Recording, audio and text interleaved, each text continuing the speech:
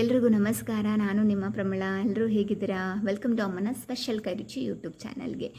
ನಾನಿವತ್ತು ನಿಮಗೆ ಯಾವುದೇ ರೀತಿಯ ವೈಟ್ ಸಾಸ್ ಹಾಗೆ ಲಿಕ್ವಿಡ್ ಸಾಸ್ಗಳನ್ನು ಯೂಸ್ ಮಾಡದೆ ಹೀಗೆ ಪಾಸ್ತಾನ ಟೇಸ್ಟಿಯಾಗಿ ಆ್ಯಂಡ್ ಈಸಿಯಾಗಿ ಹೇಗೆ ಮಾಡೋದು ಅಂತ ತಿಳಿಸ್ಕೊಡ್ತಾ ಇದ್ದೀನಿ. ಹಾಗೆ ಎಲ್ರಿಗೂ ಒಂದು ಟೈಮ್ ಅಂತ ಬಂದೇ ಬರುತ್ತೆ. ಆ ಟೈಮ್ಗೋಸ್ಕರ ನಾವು ವೆಯ್ಟ್ ಮಾಡಬೇಕು. ಅದಕ್ಕೋಸ್ಕರ ದೊಡ್ಡವರು ಒಂದು ಎಕ್ಸಾಂಪಲ್ ಕೊಟ್ಟು ಹೇಳ್ತಿರ್ತಾರೆ. ಈಗ ಮಳೆ ಬಂದಾಗ ಇರುವೆಗಳೆಲ್ಲ ಕೊಚ್ಕೊಂಡು ಹೋಗಿರ್ತವೆ. ಆ ಕೊಚ್ಕೊಂಡು ಹೋಗಿರುವಂತಹ ಇರುವೆಗಳನ್ನು ಮೀನುಗಳು ನದಿಯಲ್ಲಿ ತಿಂತಿರ್ತಾವಂತೆ. ಅದೇ ಆ ನದಿಯಲ್ಲಿ ನೀರು ಬತ್ತಿ ಹೋದಾಗ ಅಂದರೆ ಖಾಲಿ ಆದಾಗ ಆ ಮೀನುಗಳೆಲ್ಲ ಸತ್ತು ಬಿದ್ದಿರ್ತವೆ. ಆ ಸತ್ತು ಬಿದ್ದಿರುವಂತಹ ಮೀನುಗಳನ್ನು ಇರುವೆಗಳು ತಿಂತಾ ಇರ್ತವೆ. ಇದನ್ನೇ ಅಲ್ವಾ ಹೇಳೋದು ಟೈಮ್ ಅಂತ ಹೇಳಿ. ಅಂದರೆ ಅವಕಾಶ ಎಲ್ರಿಗೂ ಸಿಕ್ಕೇ ಸಿಗುತ್ತೆ. ಅಲ್ಲಿವರೆಗೂ ಕಾಯಬೇಕು, ಆ ಸಮಯಕ್ಕೋಸ್ಕರ ಕಾಯಬೇಕಷ್ಟೆ. ಸೊ ಅರ್ಥ ಆಗಿದೆ ಅನ್ಕೋತೀನಿ. ಬನ್ನಿ ನೋಡೋಣ ಪಾಸ್ತಾನ ಹೇಗೆ ರೆಡಿ ಮಾಡೋದು ಅಂತ ಹೇಳಿ. ಮೊದಲಿಗೆ ನಾನು ಇಲ್ಲಿ ಒಂದು ಪಾತ್ರೆನ ಇಟ್ಟು ಅದಕ್ಕೆ ಸ್ವಲ್ಪ ನೀರನ್ನು ಹಾಕಿ ನಾನು ಆ ನೀರನ್ನು ಸ್ವಲ್ಪ ಬಾಯ್ಲ್ ಮಾಡ್ಕೋತಾ ಇದ್ದೀನಿ. ಸ್ವಲ್ಪ ನೀರು ಚೆನ್ನಾಗಿ ಕಾದ ನಂತರ ಅದಕ್ಕೆ ನಾನು 1-2 ಕಪ್ಪು ಪಾಸ್ತಾನ ಇಲ್ಲಿ ಆ್ಯಡ್ ಮಾಡ್ಕೋತಾ ಇದ್ದೀನಿ. ಅದನ್ನು ಒಂದು 5 ನಿಮಿಷ ಕುದಿಲಿಕ್ಕೆ ಬಿಡಬೇಕು. ಅದು ಸ್ವಲ್ಪ ಚೆನ್ನಾಗಿ ಬೆಂದ ನಂತರ ಅದನ್ನು ನಾವು ಸೋರ್ ತೆಗೆದು ಇಟ್ಕೋಬೇಕು.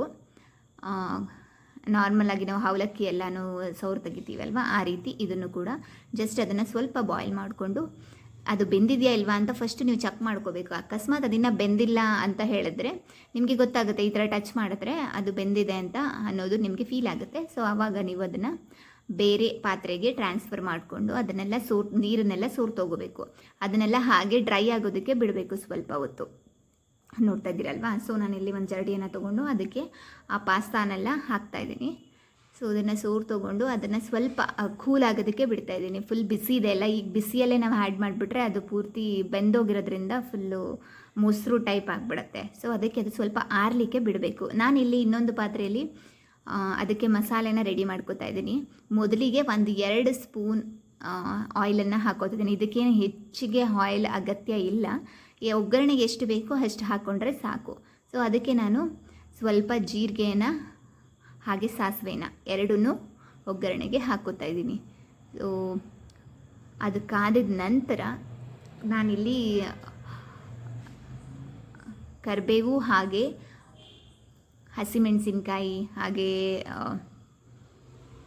ಈರುಳ್ಳಿ ಎಲ್ಲನೂ ಹೆಚ್ಚಿಟ್ಕೊಂಡಿದ್ದೆ. ಅದನ್ನು ನಾನು ಇಲ್ಲಿ ಆ್ಯಡ್ ಮಾಡ್ಕೋತಾ ಇದ್ದೀನಿ. ಅದನ್ನು ನಾನು ಫ್ರೈ ಮಾಡ್ಕೋಬೇಕು, ಲೈಟಾಗಿ ಫ್ರೈ ಮಾಡ್ಕೊಳ್ಳೋಣ. ಯಾವುದನ್ನು ಹೈ ಫ್ಲೇಮಲ್ಲಿ ಇಟ್ಕೊಂಡು ನೀವು ಫ್ರೈ ಮಾಡ್ಕೊಳ್ಳೋಕೆ ಹೋಗಬೇಡಿ, ಆವಾಗ ಅದು ಸರಿಯಾಗಿ ಫ್ರೈ ಆಗಲ್ಲ. ಲೈಟಾಗಿ ಫ್ರೈ ಮಾಡಿಕೊಂಡು ಅದಕ್ಕೆ ನಾನಿಲ್ಲಿ ಬಟಾಣಿನ ಆ್ಯಡ್ ಮಾಡಿಕೊಂಡೆ. ಬಟಾಣಿನ ಇಲ್ಲಿ ನಾನು ಮೊದಲೇ ಹಾಕ್ಕೊಂಡಿದ್ದೀನಿ, ಬಿಕಾಸ್ ನಾನು ಜಸ್ಟ್ ಇಲ್ಲಿ ಫ್ರೈ ಮಾಡಬೇಕಾದ್ರೆ ಅದನ್ನು ಬೇಯಿಸ್ಕೋಬೇಕು, ಅದಕ್ಕೋಸ್ಕರ. ಅದಾದ ನಂತರ ಕಟ್ ಮಾಡಿ ಇಟ್ಕೊಂಡಿದ್ದಂತಹ ಕ್ಯಾರೆಟು ಹಾಗೆ ಸ್ವಲ್ಪ ಬೀನ್ಸ್ ಎರಡನ್ನೂ ತೊಗೊಂಡು ಹಾಕ್ಕೊಂಡಿದ್ದೀನಿ. ಅದನ್ನು ಕೂಡ ನಾನಿಲ್ಲಿ ಫ್ರೈ ಮಾಡ್ಕೋತಾ ಇದ್ದೀನಿ. ಅದು ಒಗ್ಗರಣೆಯಲ್ಲೇ ಚೆನ್ನಾಗಿ ಬೇಯೋ ಥರ ನಾವು ಫ್ರೈ ಮಾಡ್ಕೋಬೇಕು. ನೋಡ್ತಾ ಇದ್ದೀರಾ ಅಲ್ವಾ, ಲೈಟಾಗಿ ಬ್ರೌನ್ ಕಲರ್ ಬರ್ತಾ ಇದೆ. ಅದಾದಮೇಲೆ ಕೊನೆಗೆ ನಾನಿಲ್ಲಿ 1 ಟೊಮೊಟೊನ ತೊಗೊಂಡಿದ್ದೆ. ಆ 1 ಟೊಮೊಟೊನ ಇಲ್ಲಿ ಆ್ಯಡ್ ಮಾಡ್ಕೋತಾ ಇದ್ದೀನಿ. ನಿಮಗೆ ವೆಜಿಟೇಬಲ್ಸ್ ಜಾಸ್ತಿ ಬೇಕಂದರೆ ಕಟ್ ಮಾಡಿ ಹಾಕ್ಕೊಳ್ಳಿ. ನಾನಿಲ್ಲಿ 4 ಬೀನ್ಸ್, 1 ಕ್ಯಾರೆಟ್ ತೊಗೊಂಡು ಹಾಕ್ಕೊಂಡಿದ್ದೆ, 1 ಟೊಮೊಟೊ ಹಾಕ್ಕೊಂಡಿದ್ದೆ.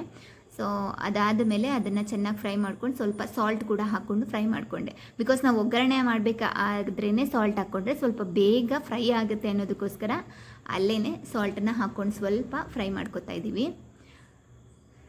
ಅದನ್ನು ನೀಟಾಗಿ ಬೇಯೋ ಥರ ಫ್ರೈ ಮಾಡಿಕೊಂಡು ಅದಕ್ಕೆ ನಾನಿಲ್ಲಿ 3 ಕಪ್ ಮಿಲ್ಕನ್ನು ಆ್ಯಡ್ ಮಾಡ್ತಾಯಿದ್ದೀನಿ, ಹಾಲನ್ನು ಹಾಕ್ಕೋತಾ ಇದ್ದೀನಿ. ಅದನ್ನು ಕೂಡ ನಾನಿಲ್ಲಿ ಚೆನ್ನಾಗಿ ಮಿಕ್ಸ್ ಮಾಡ್ಕೋತಾ ಇದ್ದೀನಿ. ಈ ತರಕಾರಿ ಏನಿದೆ ಗೊತ್ತಾ, ವೆಜಿಟೇಬಲ್ಸು, ಅದೆಲ್ಲ ಹಾಲಿನ ಜೊತೆನೇ ಚೆನ್ನಾಗಿ ಬಾಯ್ಲ್ ಆಗಬೇಕು, ಚೆನ್ನಾಗಿ ಅದರಲ್ಲೇ ಬೇಯಬೇಕು. ಇದಕ್ಕೆ ನೀವು ವಾಟರೆಲ್ಲ ಮಿಕ್ಸ್ ಮಾಡಬೇಡಿ. ವಾಟರೆಲ್ಲ ಮಿಕ್ಸ್ ಮಾಡಿದ್ರೆ ಅದ್ರ ಟೇಸ್ಟೇ ಹೋಗ್ಬಿಡುತ್ತೆ. ಹಾಲನ್ನೇ ಸ್ವಲ್ಪ ಜಾಸ್ತಿ ಹಾಕ್ಕೊಂಡು ನೀವು ಮಾಡ್ಕೊಂಡು ತಿಂದರೆ ಚೆನ್ನಾಗಿರುತ್ತೆ. ಈವನ್ ನೀವೆಲ್ಲ ಹಾಲೆಲ್ಲ ಕುಡೀರಿ, ಹಾಲು ಕಾಫಿ ಎಲ್ಲ ಕುಡಿತಾ ಇರ್ತೀರ, ಅದ್ರಲ್ಲಿ ಕ್ಯಾಲೋರೀಸ್ ಎಲ್ಲ ಇರುತ್ತೆ. ಎಲ್ಲರೂ ಹೇಳ್ತಾರೆ ಹಾಲು ಕುಡೀರಿ, ಕ್ಯಾಲೋರೀಸ್ ಇರುತ್ತೆ ಅಂತ ಹೇಳಿ. ನೀವು ಹಾಲು ಕುಡಿಯಲ್ಲ ಅಂದರೆ ಈ ಥರ ಮಾಡಿಕೊಂಡು ಪಾಸ್ತಾ ಜೊತೆ ತಿಂದರೆ ಇನ್ನೂ ಒಳ್ಳೆಯದು ಅನ್ನೋದಕ್ಕೋಸ್ಕರ. ನಾನಿಲ್ಲಿ ಚೆನ್ನಾಗಿ ಅದನ್ನು ಬೇಯೋದಕ್ಕೆ ಬಿಟ್ಟಿದ್ದೀನಿ. ಚೆನ್ನಾಗಿ ಕುದ್ದಿದ್ದೆ. ನೋಡ್ಕೋಬೇಕು ಅದು ತರಕಾರಿಗಳು ಸ್ವಲ್ಪ ಬಾಯ್ಲ್ ಆಗಿದೆಯಾ ಇಲ್ವಾ ಅಂತ ಹೇಳಿ. ಇಲ್ಲ ಅಂದರೆ ಹಾಗೆ ಹಸಿ ಇರುತ್ತೆ. ಒಂದ್ಸರಿ ಅದನ್ನು ಚೆಕ್ ಮಾಡ್ಕೋಬೇಕು ಬೆಂದಿದೆಯಾ ಇಲ್ವಾ ಅಂತ ಹೇಳಿ.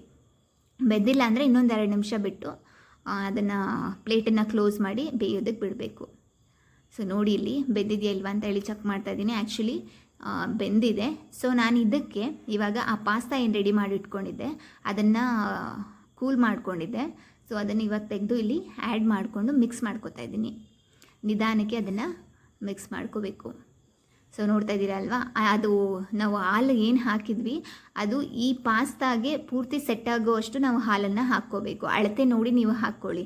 ಅಂದರೆ ಇವಾಗ ಅಕ್ಕಿ ಹಾಕಬೇಕಾದ್ರೆ ಪಲಾವ್ಗೆ ಎಷ್ಟು ನೀರು ಹಾಕಬೇಕು ಅನ್ನೋದು ಗೊತ್ತಿರುತ್ತೆ ಅಲ್ವಾ ನಿಮಗೆ. ಅದೇ ರೀತಿ ಹಾಲನ್ನು ಇಲ್ಲಿ ಅಳತೆಗೆ ತಕ್ಕಷ್ಟು ನೋಡಿ ಹಾಕ್ಕೊಳ್ಳಿ. ಜಾಸ್ತಿ ಪಾಸ್ತಾ ಇದ್ದರೆ ಇನ್ನೊಂದೆರಡು ಗ್ಲಾಸ್ ಹಾಲನ್ನು ಜಾಸ್ತಿ ಹಾಕ್ಕೊಳ್ಳಿ.